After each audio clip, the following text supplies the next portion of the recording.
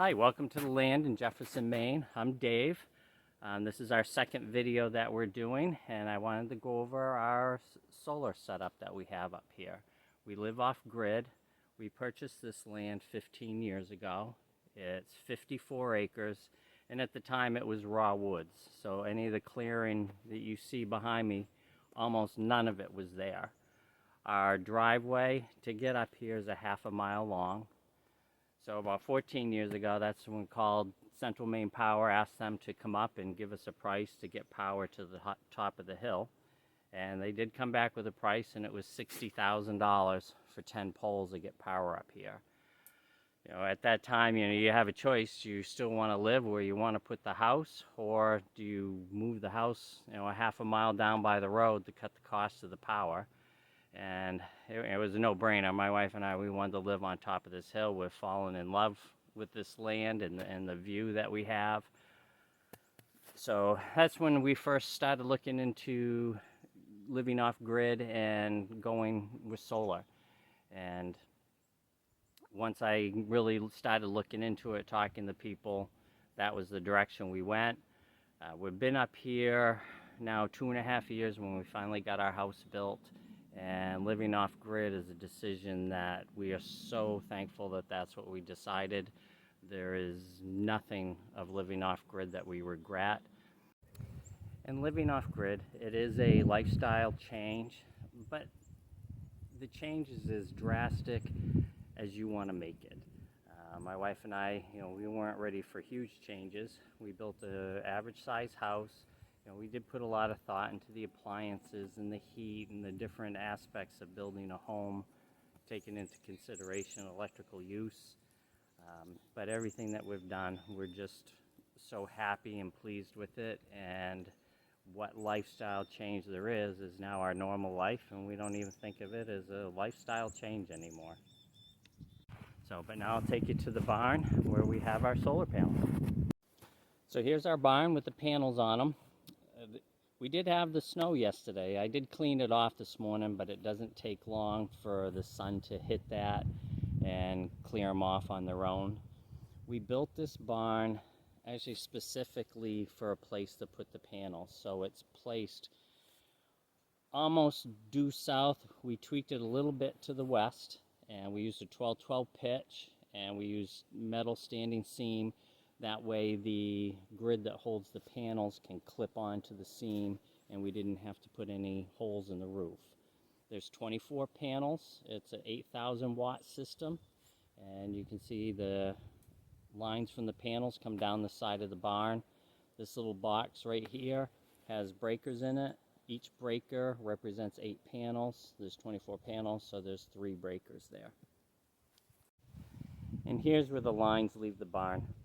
I have one line that brings the power from the panels into the house underground over to the charge controller and inverter.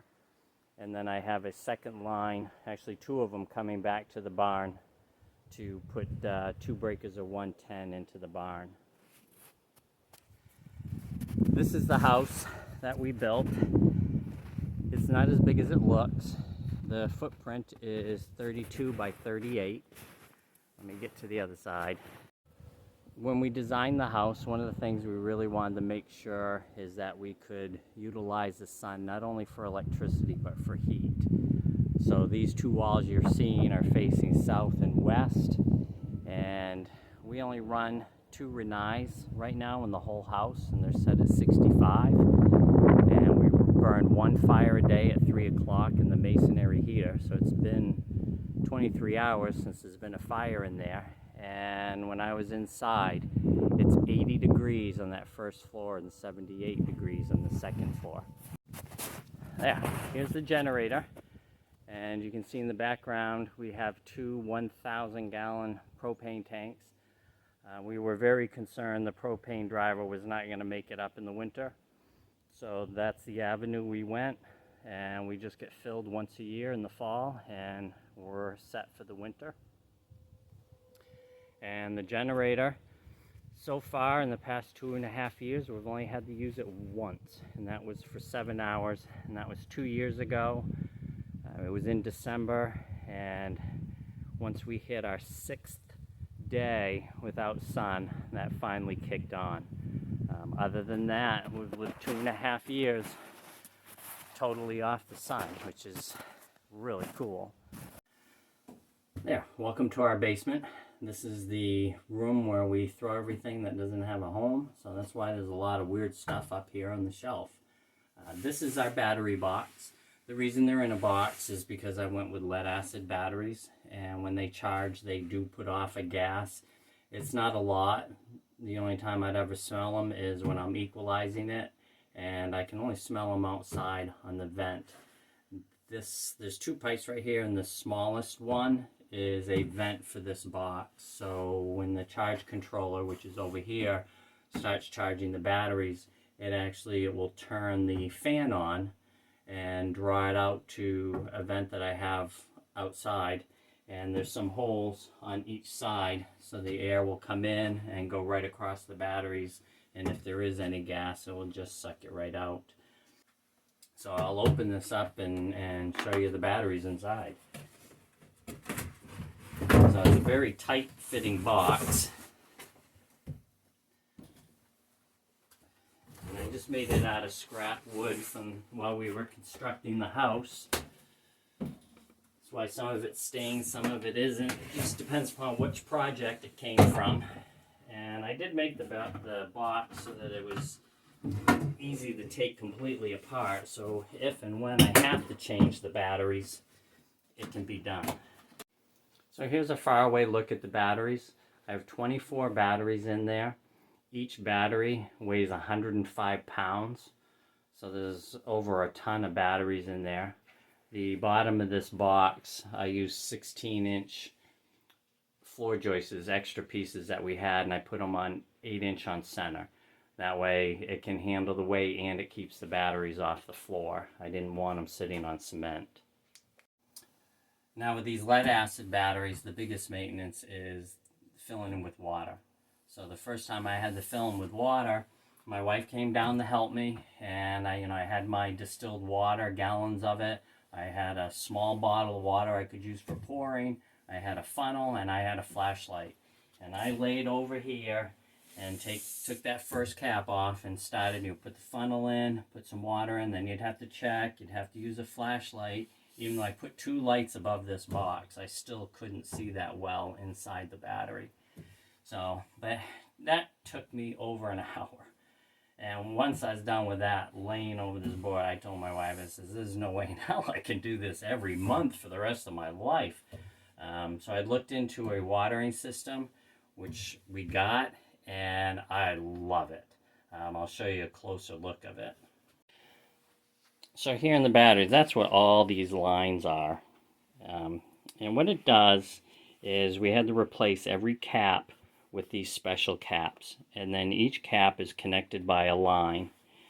And then this right here is the fill. And each of these fills, this will connect 8 batteries together. So when you fill through this one, you're filling 8. And then when I come over to here, I have another one.